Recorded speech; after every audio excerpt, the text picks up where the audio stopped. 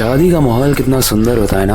हर तरफ ढोल नगाड़े, हर तरफ सजावट और सब लोग भी सज के आते हैं। और शादी के माहौल के उसी मंडप के पास बैठे होते हैं एक दूल्हा और एक सुंदर सी दुल्हन। लेकिन आपका रिएक्शन क्या होगा जब आप दुल्हन को देखते हो तो वो कोई सुंदर औरत नहीं बल्कि एक चुड़ैल निकलती है। और थोड़ी सी नीचे जब आप देखते हो कि उसके पैर भी उल्टे हैं और वो उल्टे पैरों से बैठी हुई है। लेकिन सबसे इंटरेस्टिंग और डरावनी बात, वो शादी करने नहीं बल्कि इस शादी के माहौल में जितने भी लोग आए हैं उन सबको खाने के लिए आई है। ये मजाक नहीं है बल्कि भारत में एक ऐसा गांव है जहां पर सच में ऐसा कुछ होता है। और भारत के उत्तराखंड के इस गांव का नाम है बेमनी गांव। इस श्रापित गांव की कहानी जब मैंने पढ़ी तो मुझे काफी डर भी लगा।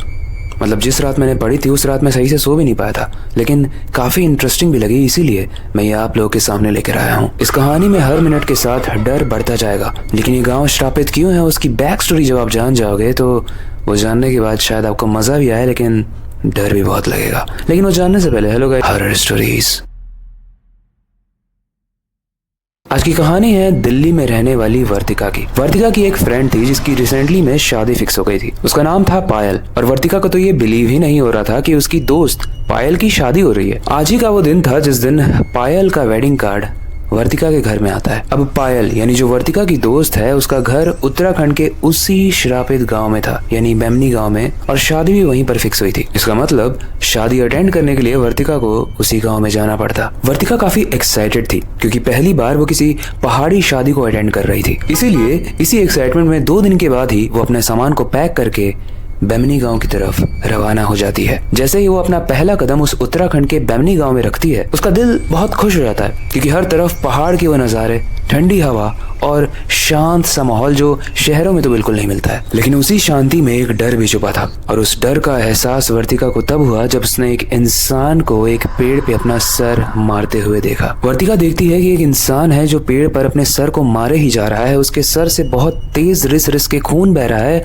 वो चिल्ला रहा है लेकिन आसपास के जितने भी लोग हैं गांव वाले, उनके लिए मानो सब ये नॉर्मल है। वर्तिका उस इंसान को देखकर काफी डर जाती है और इससे पहले कि वो उस इंसान के पास जाकर वो उसकी मदद कर पाती, 2 लोग आते हैं और उस इंसान को खींचकर वहां से ले जाते हैं। और जब वर्तिका की आंखों के सामने उस इंसान को खींचकर ले जाया जा रहा था तभी उसे पीछे से एक आवाज आती है। वर्तिका बहुत डर जाती है और जब वो पीछे मुड़कर देखती है तो वो देखती है कि उसकी दोस्त पायल आई हुई है उसको ले जाने के लिए। पायल की हाथों की सुंदर मेहंदी देखकर वर्तिका उस पागल इंसान जो उसने अभी अभी देखा था उसे वो भूल जाती है। वो खुशी से झूम उठती है कि मेरी बेस्ट फ्रेंड की शादी है और दोनों गले मिलते हैं। लेकिन पायल के घर के अंदर जाने से पहले वर्तिका देखती है कि कुछ पंडित हैं जो नमक से एक गोल सर्कल बनाकर मंत्र का उच्चारण कर रहे हैं। वर्तिका ये देखने के बाद जब पायल से पूछती है कि पायल ये क्या हो रहा है, तो पायल ये बताती है कि शादी के माहौल में बुरी आत्माओं से बचने के लिए पंडित ये सब कर रहे हैं। ये सुनकर वर्तिका के मन में बहुत सारे क्वेश्चंस आए कि ये तो बड़ा अजीब है, ऐसा शादियों में नहीं होता है। लेकिन इससे पहले कि वो और ज्यादा प्रश्न पूछ पाती, घर की औरतें आ जाती हैं उसको सजाने के लिए, उसको तैयार कराने के लिए। वर्तिका पायल के घर आ चुकी थी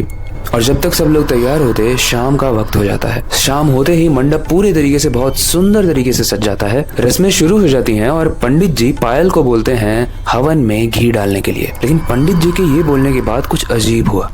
पायल अपना सर लेफ्ट और राइट घुमाने लगी। उसके बाद उसने घी के डब्बे को उठाकर पूरा डब्बा ही हवन में डाल दिया। उस हवन की आग बहुत तेज हुई और पंडित जी का हाथ भी जल गया। वर्तिका ये सब देख रही थी और वो देख रही थी कि जब पायल ने इस चीज को किया उसके बाद पायल के हाथ एकदम से काले होने लगे, सूखने लगे और वो जोर जोर से जमीन पे हाथ को मारकर चिल्लाने लगी। उसके बाद उस मंडप के आसपास बहुत तेज हवा चलने लगी और जैसे ही उस हवा से पायल का घूंघट उठता है, घूंघट के नीचे का चेहरा दिखता है और वो चेहरा पायल का नहीं था। उसकी आंखें लाल थी, बाल एकदम बिखरे हुए थे और उसके दांत किसी जानवरों जैसे तेज थे और उसके मुंह से बहुत ही अजीब डरावनी आवाजें निकल रही थी। ये सब देख के वर्तिका के मानो होश ही उड़ गए। उसे कुछ समझ ही नहीं आ रहा था कि ये हो क्या रहा है। ये तो शादी होने वाली थी लेकिन ये क्या पागलपन चल रहा है। और ये सब देखने के बाद वर्तिका को और अजीब लग रहा था कि बाकी लोग एकदम शांत हैं।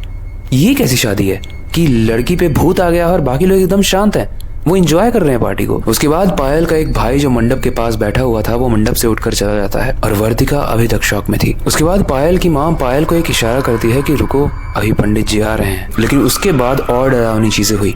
पायल अपने बालों को कस कस के नोचने लगी। उसके बाल निकल के नीचे गिर रहे थे और इस हद तक वो अपने बालों को खींच रही थी जब तक उसके बालों से खून ना निकलने लगे। उसके बाद वो कुछ अजीब सी भाषा में बात कर रही थी और अंदर से एक आवाज नहीं आ रही थी ऐसा लग रहा था कि 10-15 लोग एक इंसान के अंदर से चिल्ला रहे हैं। उसके बाद वर्तिका को ये सारी ही चीजें देख के बहुत बुरा लगने लगा पायल के लिए। वो बीमार लग रही थी वर्तिका को, और वर्तिका ने जैसे ही पायल के पास जाने का सोचा, पायल के घर वालों ने वर्तिका को कस के पकड़ लिया। वो इसलिए पकड़ा था कि वर्तिका वहां ना जा सके, लेकिन वर्तिका ने किसी तरीके से अपने आप को छुड़ाया बाकी लोगों से, और किसी तरीके से वो पायल के पास पहुंच गई, चिल्लाते हुए कि वो मेरी बेस्ट फ्रेंड है, उसको ये सब मत करो, उसके साथ ये सब नहीं होना चाहिए। वो पायल के पास जाकर उसको टच करती है और पायल अब शांत होने लगती है। उसके बाद वर्तिका पायल की माँ को देखते हुए कहती है कि देखिए वो शांत होने लगी। तभी पायल वर्तिका का गला पकड़ लेती है और उसे दम घोट के मारने की कोशिश करती है। तभी पीछे से पंडित जी एक मंत्र पढ़ते हैं और पायल बेहोश हो जाती है। लेकिन सिर्फ पायल ही बेहोश नहीं होती, वर्तिका भी बेहोश हो जाती है। जब वर्तिका की आंख खुलती है तो पायल वहां पर नहीं थी,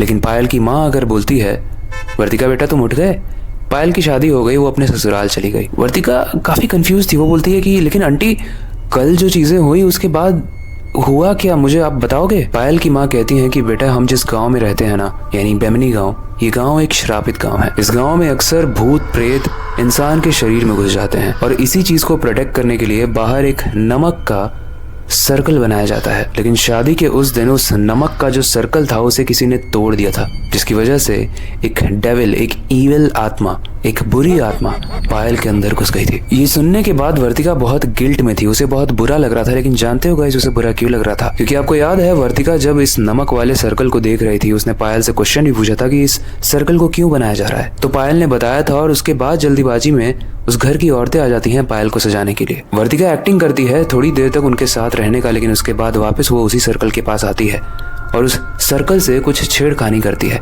उसको देखने के लिए कि ये सब क्या है। और इसी चक्कर में वो सर्कल उससे टूट जाता है, जिसकी वजह से उस शादी वाले दिन डरावनी आत्माएं पायल के अंदर आती हैं। खैर ये सब उसने पायल की मम्मी को तो नहीं बताया, लेकिन पायल को इस कहानी को सुनने के बाद उसने कॉल जरूर किया। उसने पूछा पायल से कि क्या तुम ठीक हो, क्योंकि मैंने देखा कि तुम्हारे साथ बहुत अजीब अजीब चीजें हो रही थी, तुम अपने बालों को नोच रही थी, तुम्हारे बालों से खून निकल रहा था यार, तुम पागल हो गई थी क्या? पायल बोलती है कि मैं एकदम ठीक हूँ, मुझे कुछ नहीं हुआ है, वो बस नॉर्मल रिचुअल्स थे जिसे हमें फॉलो करना ही था। उस दिन के बाद से गाइस वर्तिका उस गांव में कभी भी नहीं आई। एंड वर्तिका तो उस गांव में नहीं गई, लेकिन क्या आप इस उत्तराखंड के बेमनी गांव में जाना चाहोगे? हाँ और ना में हमें आंसर ज़रूर देना। हम देखना चाहेंगे कि आपको हॉरर जगहों में जाने में कितना ज़्यादा इंटरेस्ट है। बाकी आई होप आज की कहानी आपको सुपर इंटरेस्टिंग और डरावनी लगी होगी। ऐसी ही और इंटरेस्टिंग स्टोरी के लिए हमारे पेज से जुड़े रहें, क्योंकि आगे आने वाली स्टोरीज आपका दिमाग खोल देंगी।